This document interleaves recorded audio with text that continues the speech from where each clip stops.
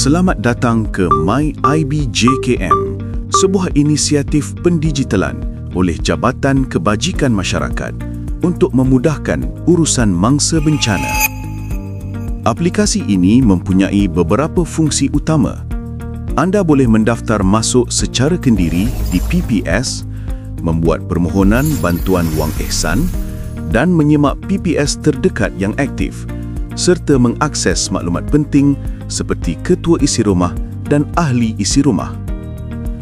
Setiap ciri direka untuk menjimatkan masa dan meningkatkan kecekapan. Tiada lagi keperluan untuk proses manual yang panjang. Dulu makcik guna manual, tulis-tulis. Lo ni guna QR code je.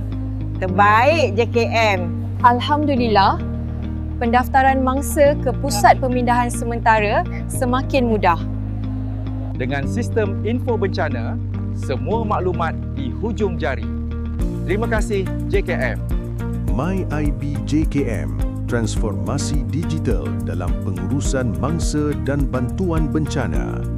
Mudah dan cepat.